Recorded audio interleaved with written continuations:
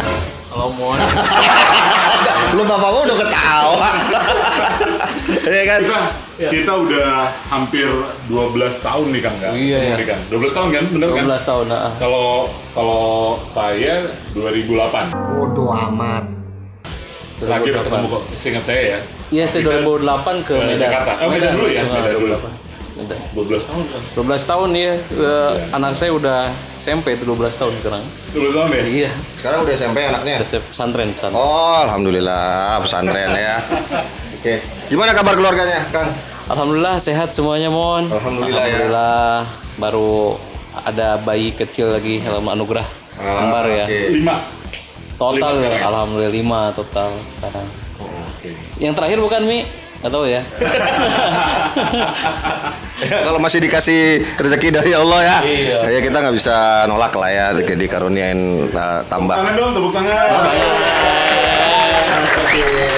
Oke, teman-teman semua, kita lagi sama Kang Vika nih di arah mana nih Kang?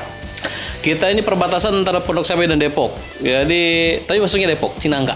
Oke, di daerah Depok Cinangka guys. Ya, jadi teman-teman kalau misalnya mau silaturahmi dengan Kang Vika bisa ya kan datang. Di Sherlock. Sherlock. Nanti lokasinya ada di sini nih. Ya enggak? Oke. Oke Kang, 12 tahun nih. Iya. Nggak ada dari Bandung. Nah ini kemana aja nih Kang? 12. Terakhir tuh SPV ya? SPV di Bandung. Batu. Iya, SPV. Nah, boleh cerita sedikit nggak? Setelah di Bandung SPV langsung ke Medan waktu itu. Medan ya? Medan handle call center Medan juga waktu itu ya, sama kayak Bandung ya, cabangnya di sana. Setahun kemudian saya balik dan akhirnya di sales. Balik tapi ke Jakarta.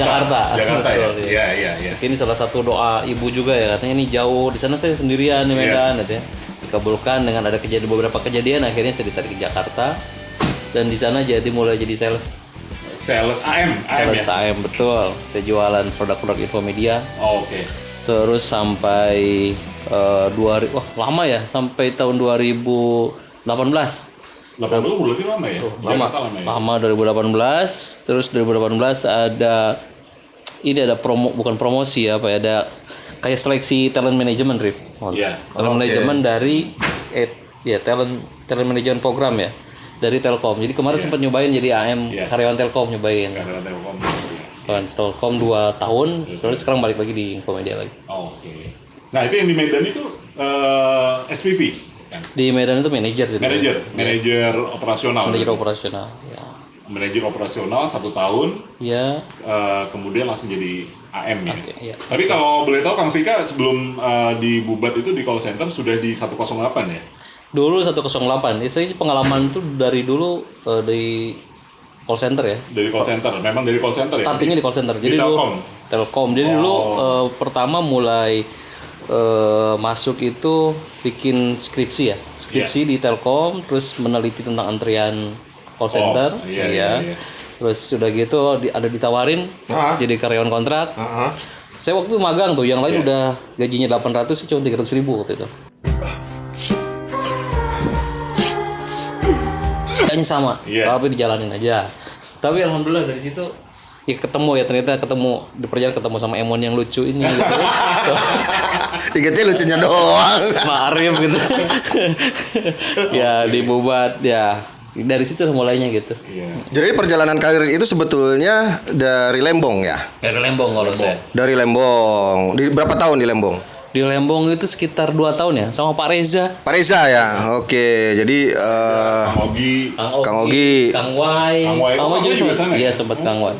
Sorry, Kang Wai itu justru pas rekrut ke ini ya, ke Bobat. Iya. Saya ketemu Kang Wai di situ. Awal ketemunya Kang Vika. Kalau sebelumnya sama Yogi, Agus Wendy. Ya? Agus Wendy. Agus Wendy. Agus Wendy. Ingat nggak? Tahu.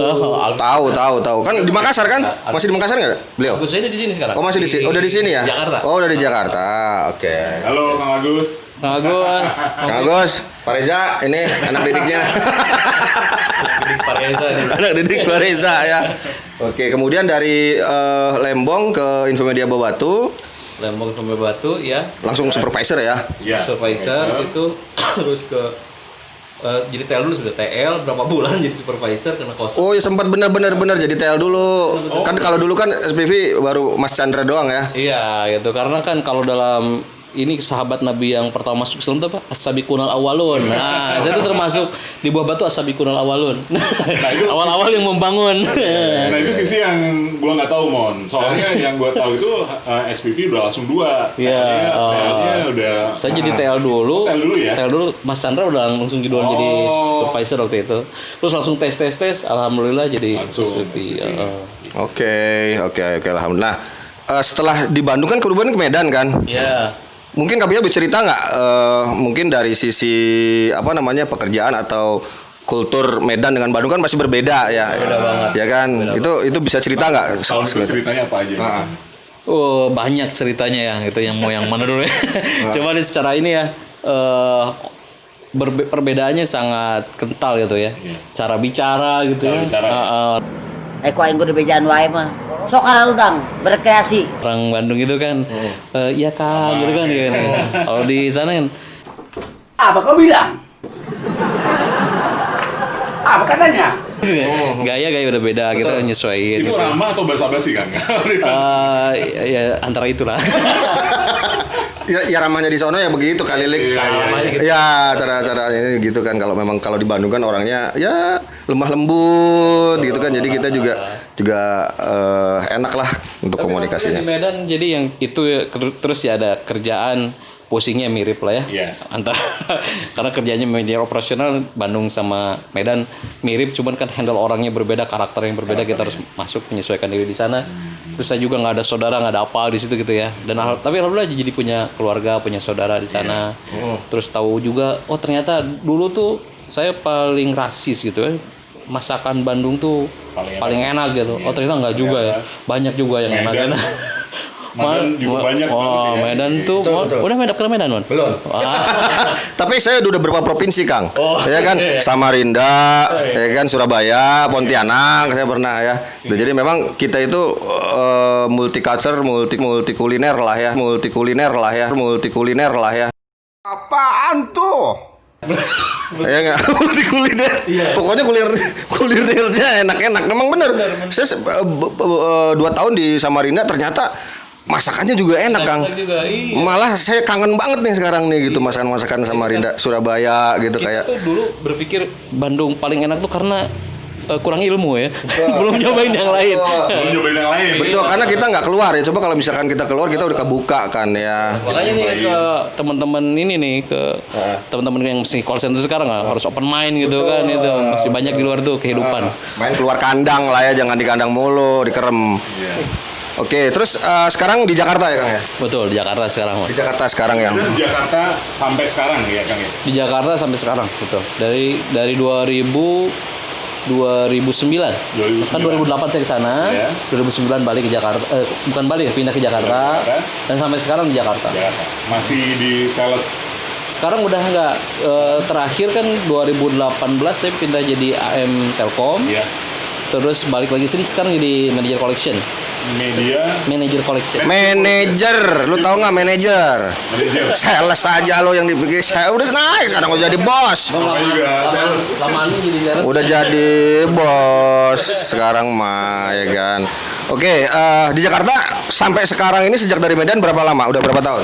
Berarti 2009 tadi ya? Ya. Udah 11 tahun berarti, Mas. 11 tahun. Udah di Jakarta stay sekarang nih ya. Oke, alhamdulillah lah. Karir terus meningkat, rezeki terus bertambah ya kan. Kang Pika nih ya. Nah, Apa Kang? Kalau dulu kan call center lebih ke customer service ya. Iya.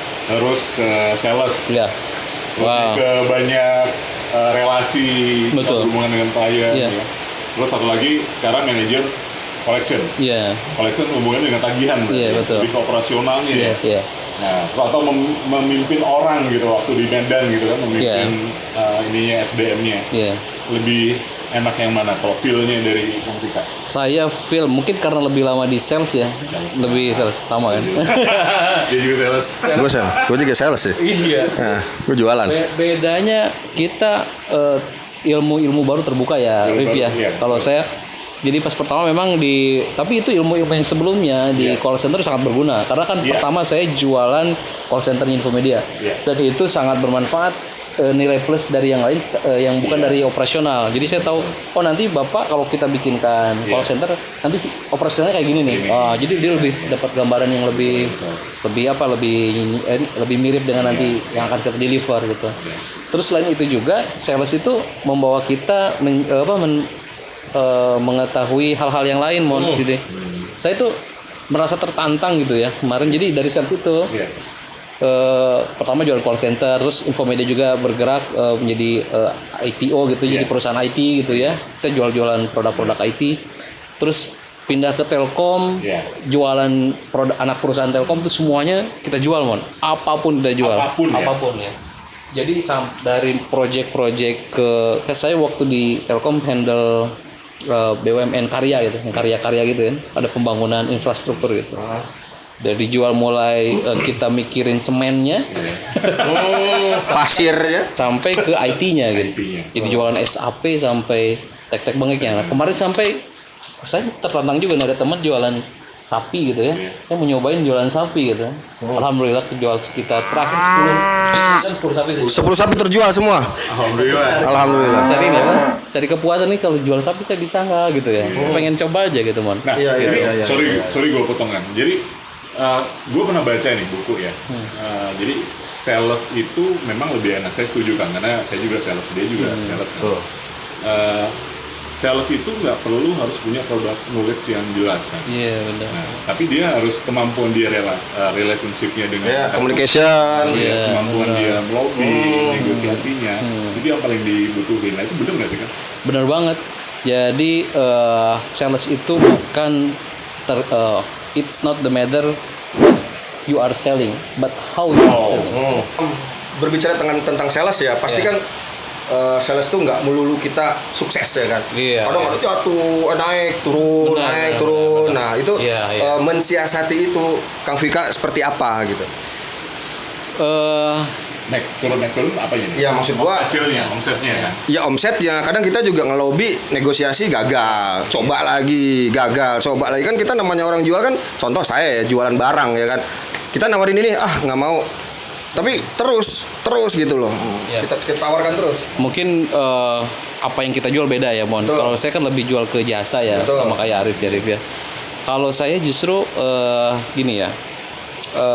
Kalau kata Dirut Telkom dulu tuh yang sekarang pernah jadi Menteri Pariwisata tuh Pak Arif Yahya ya. Katanya semangat yang tinggi akan menemukan jalannya sendiri. Jadi tetap semangat tuh. Kalau kita semangat gitu ya, jalannya akan terbuka. Nah itu ada juga hadis Rasul, saya lupa bahasa Arabnya.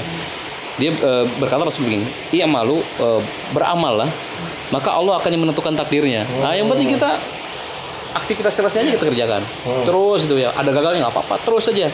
Nanti ada suatu momen ketemu sama PIC misalnya orang yang enak dan memang butuh, terus kita punya jasanya, ketemu gitu. Jadi tadi semangat yang tinggi kan, ketemu dengan jalannya sendiri, kemudian atau tadi bekerja saja, lakukan terus. Terus gitu. Ini semangat terus, jangan berubah gitu semangatnya. Insya Allah akan ketemu gitu. Mungkin itu yang namanya persistensi kali. Itu mungkin persistensi. Ya, betul, persistensi. Iya. Perjuangan. Kang, Siap. Jasa atau barang? Sapi atau IT? Ya udah lu bilang aja dulu jasa atau barang gitu aja dulu. Iya. Lebih enak mana? Lebih susah jasa. Jasa, ya. Lebih susah jasa, tapi lebih pride-nya beda ya. Kalau kita bisa menggolkan suatu jasa itu beda dengan kita jual barang. Oke. Jasa lebih susah, tapi memang profit dan lain sebagainya juga lebih ini kan value yang kita jual. Iya. Betul. Oke. Bandung, Jakarta. Bandung. Ini clue nih. Jangan-jangan pengen balik Bandung ya kan. Berarti Kang Vika masuk ke Telkom ya sekarang atau Infomedianya? Kemarin tadi ada talent mobility program tadi. Jadi mencari talent-talent dari anak perusahaan Telkom itu untuk mencoba karir di induk lah di Telkom. Di Telkomnya. Ya, kita ada testingnya gitu ya. Kita masuk, alhamdulillah dari Infomedia ada 2 orang.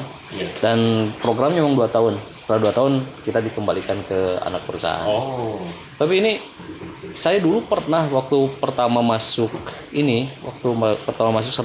dulu, kan lihat tuh mon karyawan tetap, sama lah waktu kita masuk ke Telkom call center Telkomsel kan, pasti pengen banget jadi karyawan Telkomsel ya nggak? Tapi setidaknya itu setelah saya merasakannya itu kan 2004 ya dia. Saya merasakannya 2018, 14 tahun kemudian. 14 tahun kemudian ya. Oh begini rasanya. Dan saya merasa itu cukup. Yang penting saya udah merasakan seperti ini rasanya. 2 tahun udah cukup, sekarang balik lagi di sini. Jadi gitu ya. Doa itu dikabul ternyata. Tapi harus sabar gitu. Dan kita kadang-kadang dikabulnya itu kita lupa kita pernah berdoa itu. Lupa loh waktu itu ada program ini ikut aja pas masuk. Ini doa saya yang dulu 14 tahun yang lalu. Gitu mau. Jadi kabulnya baru sekarang. Jangan patah semangat, terus berdoa. Jangan patah semangat, berdoa, ikhtiar gitu ya. Nah, Telkom itu kan ada di Bandung kan? Kenapa nggak di, maksudnya kalau kelas Kampi kan harusnya udah di Bandung di Headnya sekarang di Jakarta, Rip. Oh, udah di Gatsu. Memang di Jakarta kali ini ganti dari mana? Dulu memang di Japati, Mon. Dulu di Japati tapi sudah pindah ke. Kok nggak bilang-bilang? Iya, mungkin lupa nggak deh. Kagak ada yang ngasih tahu. Lu aja ngekudet. Oke, Kang, kita tahu Kang Vika ini kan punya banyak usaha nih. Ada jadi penyanyi juga, Nasib ya masih. Oh, saya lupa ya. Band. Grup band apa? Nasib. Oh, Nasib itu apa? Coca-Cola, Coca-Cola, Coca-Cola, Coca-Cola. Lu tanya dong, ntar kan ada yang kagak tahu Nasib itu apa. Sekarang udah nggak ada Nasib ya. Nasib itu musik religi ya. Musik religi ya. Islami. Mana ya sekarang kok jadi pada ngilang ya Kang ya? Iya ya. Tapi sekarang ada namanya musik positif karena kan sekarang era YouTube ini banyaknya cover-cover tuh Mon. Nah, sekarang itu lebih banyak tuh teman-teman cover-cover sholawat. Saya juga sama teman-teman saya masih ini ya. Masih ada koneksi lah ya. Kita justru tapi untuk langsung turun sekarang enggak. Saya lebih menyemangatin anak-anak muda lah. Sebenarnya sih Kang Vika ini terjun ke dunia musik itu bukan baru-baru ini, sudah lama sejak di Buah Batu ya kan. Punya ada nasyid itu ya. Sebelum itu Mon. Iya. Sebelum itu kan Pas kuliah ya. Dia Sudah aktif ya, makanya kadang-kadang ada event-event apapun Kang Vika ditembak gitu kan. Ayo ngisi acara. Bayar di luar gitu. Ngirit juga ya. Iya, bayarnya nasi bungkus.